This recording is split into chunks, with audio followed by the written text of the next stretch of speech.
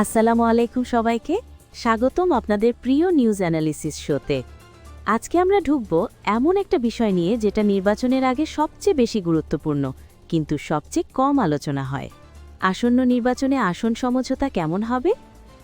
কে কার সঙ্গে জোট করবে, কোথায় কে প্রার্থী দেবে, আর কোথায় কে সরে দাঁড়াবে, এই সমঝোতাই অনেক সময় পুরো নির্বাচনের মানচিত্র বদলে দেয়।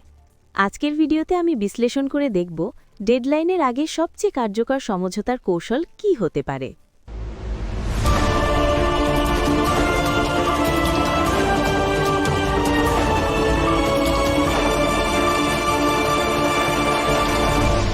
Channel CB. নির্বাচনের মাঠে বড় যুদ্ধটা শুধু ভোটের দিনে হয় না, অনেক যুদ্ধ শুরু হয় ভোটের আগেই, আসন ভাগাভাগির টেবিলে। কারণ দেশের প্রতিটি আসনে কোন দল প্রার্থী দেবে সেটি ঠিক হয়ে গেলে ভোটের গণিত বদলায়, শক্তির ভারসাম্য বদলায়, আর সবচেয়ে বড় কথা, ক্ষমতার সম্ভাব্য রূপরেখাও অনেকটা স্পষ্ট হয়ে যায়। এই সমঝোতা হলো মূলত তিনটি বিষয়ের মিশ্রণ: ক্ষমতা প্লাস কৌশল প্লাস প্রয়োজন হলে আপোষ। দেখুন, রাজনৈতিক জোট বানানো এত সহজ না।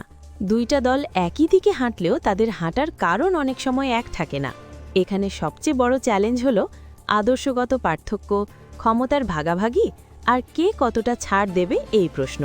কিন্তু বিষয়টা শুধু দলের ভেতরের সমঝোতা নয়, এটা সরাসরি ভোটার মনের সঙ্গেও সম্পর্কিত। কারণ যখন জোট টেকসই হয় না বা পরিষ্কার বোঝা যায় না, ভোটারের কাছে পুরো নির্বাচনটাই কনফিউজিং হয়ে পড়ে, আর তখনই ঘটে বিপদ। ভোটার বিভ্রান্ত হয়, ভোট কমে যেতে পারে, বা ভোট ছড়িয়ে পড়ে ভুল জায়গায়। এই সুযোগটা সবচেয়ে বেশি নেয় বিরোধী শিবির, যারা খুব মনোযোগ দিয়ে দেখছে কে কার সঙ্গে কিভাবে বসছে। আজকের ভোটার আগের মতো নয়, ভোটার এখন অনেক সচেতন এবং অনেকেরই নির্দিষ্ট দল পছন্দ। কিন্তু সমস্যা হয় তখনই যখন একজন ভোটার যে দলকে পছন্দ করেন সেই দল তার এলাকায় প্রার্থীই দিচ্ছে না, কারণ জোটের সমঝোতা। তখন ভোটার ভাবতে বাধ্য হয়, আমি কাকে ভোট দেব? আমার পছন্দের দল কোথায়? জোটের প্রার্থী কি আমার আদর্শের সঙ্গে যায়? এই পরিস্থিতিতে হয় দুটো ঘটনা: এক, অনেকে ভোট দিতেই আগ্রহ হারায়, ভোট কমে যায়। দুই, অনেকে বাধ্য হয়ে কম খারাপকে ভোট দেয়, ভোটের ধরন পাল্টে যায়। অর্থাৎ আসন সমঝোতা শুধু কাগজের অঙ্ক নয়, এটা সরাসরি ভোটের মানসিক খেলাও। আসন সমঝোতা মানে হল একদিকে নিজের স্বার্থ, অন্যদিকে বড় লক্ষ্য।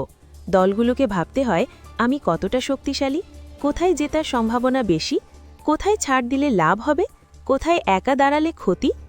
আগের নির্বাচনগুলোর দিকে তাকালে দেখা যায় দুই ধরনের স্ট্র্যাটেজি বেশি ছিল। এক, বড় জোট, বিস্তৃত আসন ভাগাভাগি, যেখানে লক্ষ্য কমন শত্রুকে হারানো। দুই, একা লড়া, নির্দিষ্ট আসনে ফোকাস, যেখানে দল ভাবে আমার শক্ত ঘাঁটি আমি ছাড়ব না। কোনটা বেশি কাজ করবে তা নির্ভর করে রাজনৈতিক বাস্তবতা, জনমত আর মাঠের শক্তির ওপর। এখন সবচেয়ে গুরুত্বপূর্ণ অংশ: সাম্প্রতিক রাজনৈতিক পরিস্থিতি ইঙ্গিত দিচ্ছে আসন সমঝোতার পদ্ধতিতে পরিবর্তন আসতে পারে। শোনা যাচ্ছে নতুন জোটের আলোচনা, পুরনো জোটে টানাপড়ন, আর উপনির্বাচনের ফলাফল দেখে অনেক দল নিজেদের হিসেব আবার মিলিয়ে নিচ্ছে। কারণ উপনির্বাচনের রেজাল্ট অনেক সময় দলকে বলে দেয়, এই এলাকায় তুমি আসলেই শক্তিশালী নাকি শুধু ভাবছ তুমি শক্তিশালী। এই পুনর্মূল্যায়নই অনেক সময় নির্বাচনের আগে বড় সমঝোতা তৈরি করে দেয়।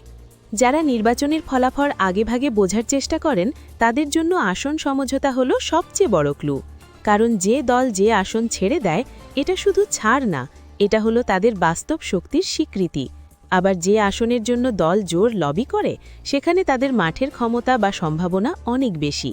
অর্থাৎ আসন সমঝোতা দেখলেই বোঝা যায় দলগুলো কোথায় জিততে চায় আর কোথায় টিকে থাকতে চায়।